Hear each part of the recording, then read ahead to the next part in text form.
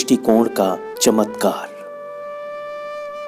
हमने पहले एपिसोड में यह बताया कि अगर आप या हम पूरी सच्चाई से अपने भीतर टटोले तो पाएंगे कि जीवन के असली मुद्दे हृदय से ही प्रवाहित होते हैं। वहीं आमतौर पर बाहरी जीवन दर्शन जो हर समाधान को तुरंत फुरत हल करने में लगा रहता है, और यही तुरंत फुरत समाधान का जीवन दर्शन आपको और हमें घेरे रहता है।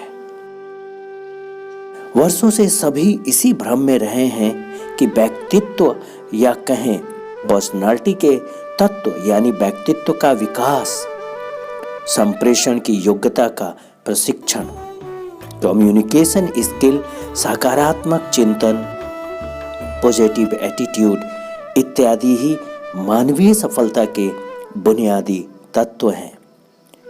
व्यक्तित्व यानी पर्सनालिटी के जितने भी तत्व हैं वे लाभकारी तो हैं, पर दीर्घ सफलता के बुनियादी या प्राइमरी तत्व नहीं हैं, बल्कि वे सेकेंडरी या गौण तत्व हैं। शायद तुरंत फुरत या कहें फटाफट सफलता हासिल करने के चक्कर में आप या हमने अनजाने में ही अपनी सफलता की इमारत बनाने पर इतना अधिक ध्यान केंद्रित कर लिया कि हम सभी उस नींव फाउंडेशन को ही भूल गए जिस पर वह इमारत खड़ी हो। हम सभी लंबे समय तक बगैर बोए फसल काटने की वजह से शायद यह भूल गए कि बीज बोना भी जरूरी है। आइए इसे और सरल भाषा में समझते हैं। हमारे आसपास ऐसे लोग टकरा जाएंगे जो लोगों को आकर्षित या प्रभावित करने के लिए कई तकनीकों या रणनीतियों का प्रयोग करते मिलेंगे ताकि उनका अपना मनचाहा या बेहतर काम हो जाए या लोग उन्हें ज्यादा पसंद करें। लेकिन इस प्रकार के लोगों का चरित्र मूलतः दोषपूर्ण और छल कपट से भरा हो तो वे लंबे समय तक सफल नहीं हो सकते, क्योंकि उनके छल कपट या जोड़ तोड़ या चालाकी से अविश्वास पैदा होगा। इससे कोई फर्क नहीं पड़ता कि उनके शब्दों का जाल कितना ही अच्छा हो या इरादे कितने ही नेक हो। मूल बात यह है कि अगर विश्वास नहीं है या बहुत कम है तो स्थायी सफलता की नींव ही नहीं है, क्योंकि सिर्फ मूलभूत अच्छाई ही तकनीकों को सफल बनाती है। आपने क्या खेती में तुरंत फुरत या फटाफट फसल बोना और काटना सुना है, जो कि ये एक मूर्खतापूर्ण उपाय कहलाता है। खेती एक प्राकृतिक व्यवस्था है जिसमें कीमत चुकानी होती है, पूरी प्रक्रिया का पालन करना होता है और नियत समय पर आप वही काटते हैं जो आपने बोया है। इस पूरी प्रक्रिया में कहीं भी शॉर्टकट काम नहीं आता, और यही सिद्धांत मानवीय व्यवहार और आपसी संबंधों के बारे में भी सही है। ये भी फसल के नियम पर आधारित प्राकृतिक व्यवस्थाएं हैं। ट्रेनिंग स्कूल से आप कृत्रिम या आर्टिफिशियल तरीके से यह सीख लें कि किस तरह इंसानों को कोरी तौर पर प्रभावित किया जाए या नियम को चालाकी से अपने पक्ष में कर लें, तो आप कुछ समय के लिए सफल हो सकते हैं। हो सकता है कि आप सामने वाले की रुचियों में दिलचस्पी का नाटक करके अपने आकर्षक व्यक्तित्व और योग्यता से उस पर अच्छी छाप छोड़ सकते हैं, और ऐसी स्थितियों में आप फटाफट कामयाबी हासिल कर सकते हैं। लेकिन स्थायी और दीर्घकालीन संबंधों में इन सब का कोई महत्व नहीं होता। जैसा कि हमने बताया कि यह सब सफलता के बुनियादी तत्व नहीं है। हाँ, आपने कुछ लोगों को देखा या सुना होगा जो अपने व्यक्तित्व के आधार पर सफल होंगे या उनकी सामाजिक प्रतिष्ठा हो सकती है, परंतु उनमें अगर अच्छे चरित्र का अभाव हुआ तो आपको देर सबेर चारित्रिक दोष उनके दीर्घकालीन संबंध में दिखाई देगा, चाहे वो संबंध किसी व्यापारिक सहयोगी, जीवन साथी, मित्र या अपनी संतान के साथ हो, क्योंकि चरित्र सबसे ऊंचे स्वर में बोलता है। उपनिषदों में भी कहा गया है कि मनुष्य का चरित्र उस शब्दों और कार्यों से अधिक ऊंचे स्वर में बोलता है।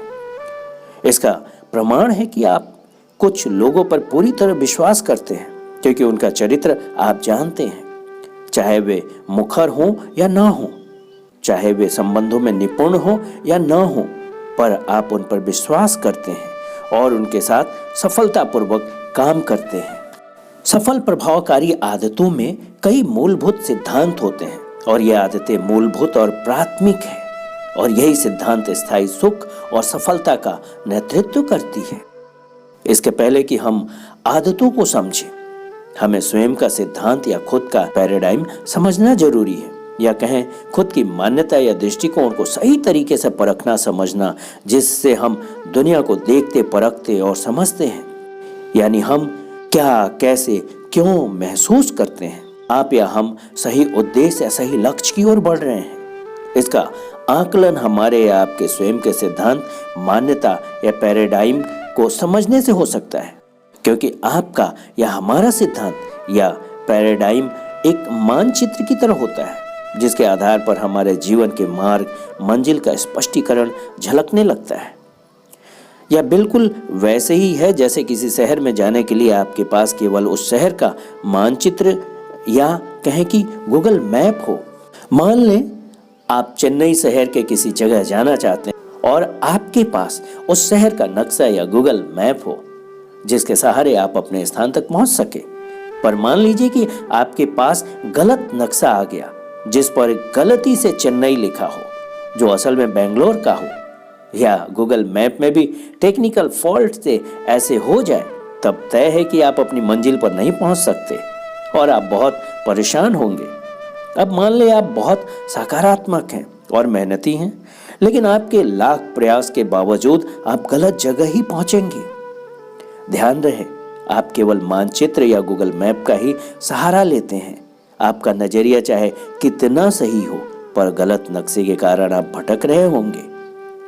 मतलब आपकी मूलभूत समस्या का आपके व्यवहार या नजरिए से कोई लेना देना नहीं है, बस एक ही लेना देना है कि आपके पास नक्शा ही गलत है। यानी आपके अपने लक्ष्य तक पहुंचने के लिए पहली जरूरत है कि नक्शा सही हो, उसके बाद ही आपके नजरिए व्यवहार महत्वपूर्ण होंगे। ठीक ऐसे ही आपके या हमारे पास हमेशा दो प्रकार के नक्शे होते हैं। पहला, चीजें जैसी हैं वास्तविकताओं के मानचित्र। दूसरा, चीजें जैसी होनी चाहिए हमारे जीवन मूल्यों के मानचित्र। और यह हास्यास्पद है कि किसी को यह पता ही नहीं है, या ये कहें अधिकतर लोगों को यह पता ही नहीं है कि उन्हें अपनी मंजिल तक जाने के लिए कौन सा मानचित्र देखना है। यानी हम बस यह मान लेते हैं कि हम जिस तरह से चीजों को देखते हैं वे सचमुच उसी रूप में हैं, या उन्हें उसी तरह होना चाहिए। हमारे नजरिए और व्यवहार इन्हीं मान्यताओं से उत्पन्न होते हैं। हम जिस तरह से चीजों को देखते हैं उसी से यह तय होता है कि हम किस तरह सोचते और कार्य करते हैं। और अब आप यह तस्वीर ध्यान से देखें और जो आपको दिख रहा है आकलन करें, यानी लिखें और एक्सप्लेन करें। क्या आपको इस तस्वीर में महिला दिख रही है? ठीक है, तो अब आप बताएं इस महिला की उम्र कितनी होनी चाहिए और महिला ने क्या पहन रखा है? आप शायद महिला की उम्र 70-75 साल बता रहे हैं जो उदास दिख रही है।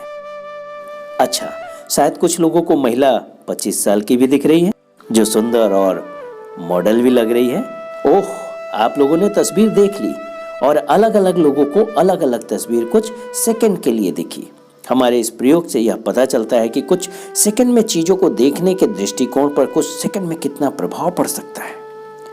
तो फिर शायद आप समझ गए होंगे कि जीवन भर हमारे देखने के तरीके या दृष्टिकोण का आप हमारे जीवन में कितनी उथल पुथल मचाई है। और जरा ध्यान दे तो हम सभी पता चलेगा कि हमारे परिवार, आस पड़ोस, बाजार, विद्यालय, मंदिर, ऑफिस और ना जाने कितने ही सामाजिक नजरिया हमारे जीवन में चुपके से कितना प्रभाव डालता है। और यही सब हम सबके दृष्टिकोण को बनाने में कितनी बड़ी भूमिका निभाता है।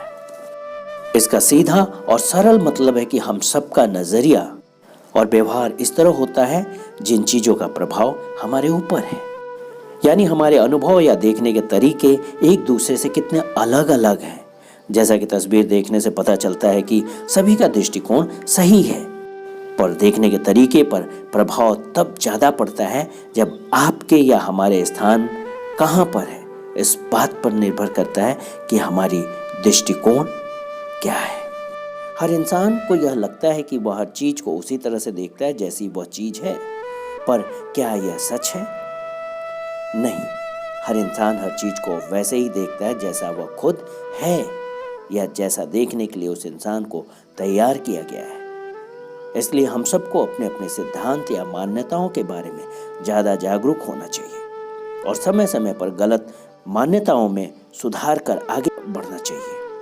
पर इसके लिए हमें अपना नज़रिया हमेशा खुला रखना होगा और दूसरों की बातें सुनकर उनका दृष्टिकोण समझकर उसे यथार्थ से तुलना कर अपनी अनुभूतियों की पूरी तटस्थता के साथ अपनी मंजिल की ओर बढ़ सकते हैं।